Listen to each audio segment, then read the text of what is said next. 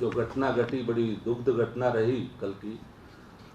इसमें मैंने एलजी साहब से एक बार, एलजी साहब ने हमें टाइम दिया तो मैंने लिखित में लेटर भी उनको दिया और एलजी साहब को बोला कि एमसीडी की वजह से अनऑथराइज्ड कंस्ट्रक्शन बहुत ज़्यादा होने लग रहे हैं, कृपया करके इनको बंद कराया जाए। खुद मैंने उनको बोला, लिखित में भी मैंने उनको लेटर पैड पे भी लिख के दिया, उसकी कोई कार्रवाई नहीं। उसके बाद में नरेला जोन डीसी अंजलि सहरावत जी को मैंने खुद फ़ोन करके व्हाट्सअप करके उनको बताया कि अनऑथराइज्ड कंस्ट्रक्शन बहुत होने लग रहे हैं और इनको रुकवाएं। मैडम ने उसके बाद वहाँ की नरेला जोन डीसी ने मेरा फ़ोन ब्लैक लिस्ट में डाल दिया कि उसके बाद में मेरा कोई उनसे फ़ोन पे कोई कांटेक्ट नहीं हो पाया। तो मैं यही कहना चाहूँगा कि अनऑथराइज में जो बीजेपी की एमसीडी सरकार, हमारी एलजी की सरकार जो कर रही है, इतना अनऑथराइज और इस तरह की दुग्ध घटनाएं अगर नहीं रोकी गई, अभी दुर्गेश भाई ने बताया मुंडका की घटना थी, अब ये एक नरेला की घटना, ऐसी होती रहेंगी और ये करप्शन इसी तरह बढ़ता रहेगा अगर इस तरह नहीं रोका गया। और मैंने अपनी पूरी कोशिश करके एलजी साहब को और जो डीसी लेवल पे, वहाँ पे भी मैंने इसके लिए पूरी की पूरी शिकायतें की हैं, वो मेरे पास विद प्रूफ है, ऐसे नहीं है कि बगैर प्रूफ के हैं। तो यही मैं कहना चाहूँगा। धन्यवाद। भाई शरद चौहान जी ने अभी 15-20 दिन पहले जब एलजी साहब से ये मिले थे तो इन्होंने एलजी साहब को लिखित अपने पत्र के माध्यम से नरेला क्षेत्र में हो रहे अनऑथराइज्ड कंस्ट्रक्शन के बारे में बताया था।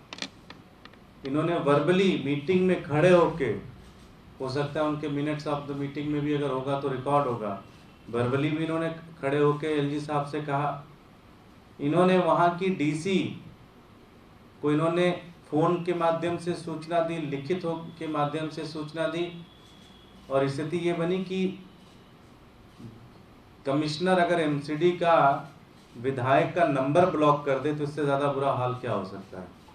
उन्होंने नंबर ही ब्लॉक कर दिया, क्योंकि ये लगातार उनको बता रहे थे कि इससे घटना घट सकती है, क्योंकि स्थानीय नागरिक लगातार इनके पास पहुंच रहे थे और कह रहे थे कि इसको रुकवाओ किसी तरह से। और सबसे बड़ी बात कि खुद एसडीएम ने इस बिल्डिंग की कंप्लेन, इस गोदाम की कंप्लेन एमसीडी को की। तो मेरा प्रश्न भारतीय जनता पार्टी से यही है कि आपने इस अनऑथराइज जो गोदाम बन रहा था इसको क्यों नहीं रोका। पूरी दिल्ली को पता है कि भारतीय जनता पार्टी, उनके पार्षद, उनके नेता ने पूरी दिल्ली के अंदर एक पूरा उगाही का सिस्टम चलता है। आप गोदाम बनाना शुरू करें, आप घर बनाना शुरू करें, आप सीमेंट की बोरी खरीद के लेके आ जाएं, आपके घर पैसा लेने आने जाते हैं। मैं पूरी जिम्मेदारी से ये कहता हूं कि इसकी जांच होनी चाहिए, और मैं पूरी जिम्मेदारी से ये कहता हूं कि अगर जांच सही तरीके से हो जाए तो ये पता चल जाएगा कि गोदाम वालों ने भारतीय जनता पार्टी के किस नेता को कितना पैसा खिलाया है। बिना पैसा खिलाए हुए ये गोदाम नहीं बन सकता था। इसकी जांच होनी चाहिए। मुंडका में आग लगी, उसके ऊपर कोई जांच सीरियस तरीके से नहीं हो रही है। इसी तरह से और भी बहुत सारी चीज़ें हो रही हैं दिल्ली के अंदर। बहुत सारे अनऑथराइज्ड कंस्ट्रक्शन होते हैं, एमसीडी उसमें साथ नहीं देती है जांच के अंदर, और हर बार भारतीय जनता पार्टी के नेता बच निकलते हैं। अगर इसकी सही तरीके से जांच हो जाए तो मैं पूरी गारंटी देता हूं आपको कि इसमें एक नहीं बल्कि कई सारे भारतीय जनता पार्टी के नेता जेल में जाएंगे।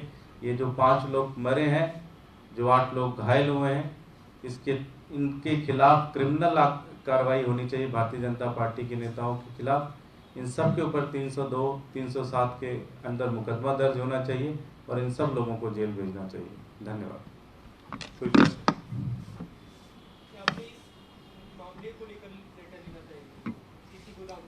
एक प्रीफिक्स एक के लिए नहीं, जब वहाँ काम 10 चल रहे हो तो आप 10 के लिए बोलोगे, तो आप यही बोलोगे ना अनऑथराइज बहुत काम चल रहे हैं।